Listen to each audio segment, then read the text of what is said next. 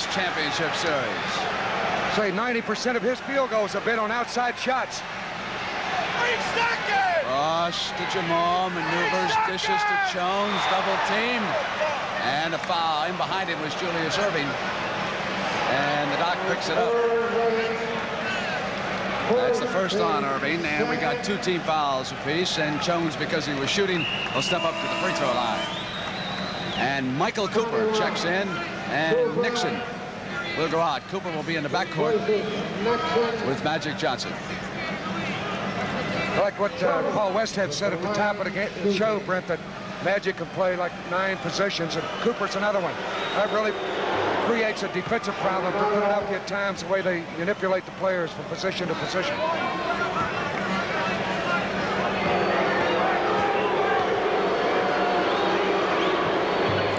You know, that's Rod, and the fact that he's got 2 guys that he plays at 2 or 3 different positions, as you say, is really, in a series, is an advantage, because you got guys that they don't have to sit around very much. They're always in the flow of the game. Lakers on the turnover, force it, and here's Magic. Now, for what I mean is, like, Nixon will probably not get a chance to really get cold. Magic dishes to Cooper. Crowd wanted traveling. A little too much spin, and Jones for the offensive rebound and a chance for the 3-point play. Russ, I thought that Jim Jones played better in the second game than he had throughout the Seattle series and in the first game. Did you notice that? Yes, he plays. He's been playing a lot better, and I think one of the reasons is Philadelphia is not one of the really physical teams. They don't, every time they hit you, really try to make you know you've been hit. I think his minutes have improved too, Brent. He's got more confidence, and he's playing better off that offensive board, like that play, and he completes a 3-pointer with that free throw. Sixers to the attack with Cheeks. Cooper will try to shut him down. That will be his purpose.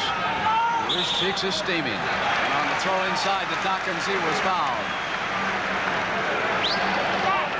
Here's your play again. A beautiful overhead look. As a pass came in down low, they doubled up, and it's Jones from the right side. That's called for the loose ball foul. Philadelphia ball. Cheeks goes to the doctor. Out of bounds, it'll go over. Now, when Julius is double-teamed, as the Lakers have been doing, notice how the offense of the Sixers will spread out about a foot or 2 more than normal. That's an adjustment that Billy C. made in practice in Los Angeles. He wants the man to have to retreat a little bit further. Cheeks specifically, he wants open. Caldwell Jones off now for the Sixers. Lionel Hollins leads to the doctor. Doctor is cut off, gets it over to Cheeks, who moves it to Hollins. Kareem stepped out. And it's Jamal Wilkes to the dribble. Kareem is ahead of him. And there's Kareem underneath now. They did not pick up the defense when the 76ers retreated. Hollins was calling for Cheeks to get back, and he didn't seem spotted. And Wilkes almost kept that ball 1 play too long. He finally got it to Kareem, who was way out in front. Now, at this point, one thing that's happened to the 76ers is they're not getting the guys shooting if they weren't shooting. He made that, but that's not who you want shooting from out there. That's for sure. Now, they would rather have, between Cheeks and Hollins, they would rather have Hollins shooting the outside shot. Russ, I think they're going to have to take that shot against Kareem. I realize they're going to have to take that shot, but you can pick who's going to take it. You still have that option. Because Daryl Dawkins, with the outside shot in game 2, Kareem was slipping out a little bit further in that third period. Now, if Caldwell simply stays inside, you've got Kareem there to clean up all the rebounds, don't you? Well, that's not what I'm talking about. Caldwell can go outside and take 1 or 2 of those shots, just enough to try to keep Kareem almost honest, but he does not want to be the guy that's going to take a great percentage of those shots. You'd rather have Cheeks and Earvin shooting those kind of shots. High arch with the doctor sitting down on Billy C's bench, and that means that the magnificent Bobby Jones checks in. Right you are. And Henry Bibby also in at a guard, Brent. Bobby Jones may be the first player off the bench to deserve serious consideration as the most valuable player in a playoff in a long, long time. He did it against Atlanta, Boston, and he's still performing well against the Lakers.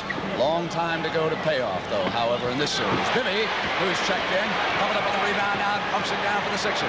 Move to the left, and here's Cheeks trying to come down the baseline. Goes to Bobby Jones, had his first shot rejected, a left-handed jump hook. Nixon now to the attack for L.A. Knocked away by Maurice Cheeks, and Cheeks has got control again for the Sixers. 6 turnovers by the Lakers, and Dawkins hits the roll in. He used his body on that play all the way. Daryl Dawkins right to the basket and challenged. Beautiful feed. Watch Kareem come over. Dawkins leaned in, protected the ball with the left side of his body, and got the layup. Cooper on the far sideline.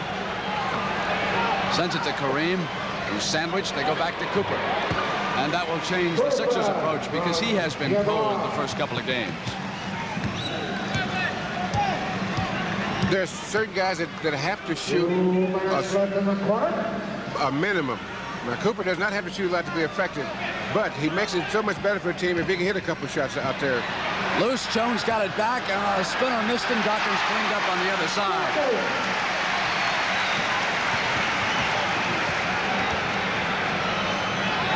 Abdul-Jabbar going backdoor to Jamal. Pretty play as he came down that left baseline. Now, we talked about Kareem having to play more minutes because of the situation. But that's one thing in his favor.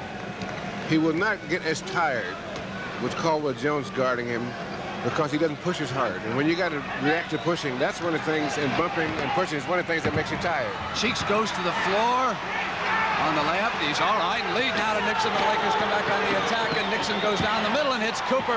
And Caldwell Jones stayed right with him, and Cooper hit the field goal. It's an incredible shot there. The way he came in from the left side, he had to move his body sideways and held the ball back to the last moment. See, guys like Caldwell Jones will make you creative, Rod. Hey, one thing, Kareem, the play before it, Brent, made a beautiful feed to Jamal Wilkes. We talked about his ability to pass. He's improved, I think, to be the best passing center in basketball. We got a timeout. He's had a good series, Brent. Parkland's Burgers played well first two games. Magic from the corner. Lansberger had come inside. They go back to Cooper with 6 seconds on the shot clock. Michael Cooper with his second hoop from outside. They are using the first period. Magic Johnson at forward. Now, from the forward, he is not an exceptional shooter because he's a better shooter on the move. And from the forward, you don't get as many shots on the move because the double team and going to the big guys in the middle. Lansberger popped a cross on Dawkins and fouled him. Here's a look with Bibby with a basketball. Lansberger getting the foul coming over the top of Daryl Dawkins. We have only 8 seconds left now. We're in the opening quarter, and they're in the penalty, so free throws for the big guy. Cheeks out, and Hollins back, and Julius Erving also returns for Billy Cunningham. And Caldwell Jones will sit down. Dawkins is the big guy, and Kareem is the big fellow.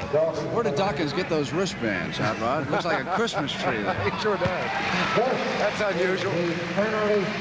Not really. He changes every game. He'll come out with something. Has he got the earring on today? You'll have to ask him. His mama's up here today from Florida watching the game. And Magic throws one up with time running out here. We've come to the end of the first period of Game 3 of the NBA. They want it. That's right. Well, I said, Brent, they got to go to the shooters. Jones down on the floor. Dawkins up in the air, and Jones comes back.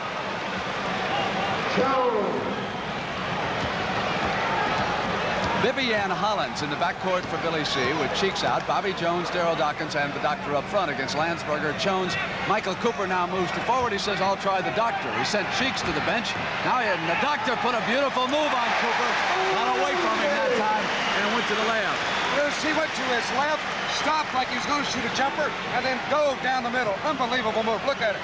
Went right down the alley. Very few people can make that move. Very few people even think of that move.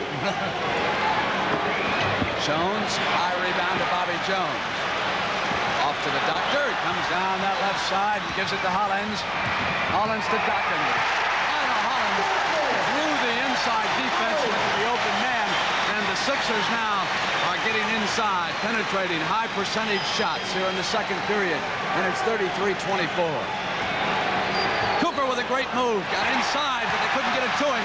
On the intercept, Dawkins gives it up to Hollins. Here's Julius. Underhand finger. Oh! Doctor's got him ignited. That was a 5-footer, and he put it up underhand with English. Incredible. Dawkins made a good play of getting the ball to the middle. Look at that. Reaching, extending, off the glass, and the doctor has made a house call. That long arm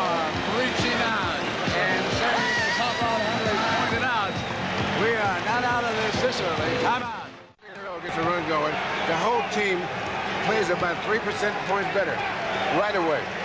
You know, he was not the open man on that break, but that's the guy you go to if he's open.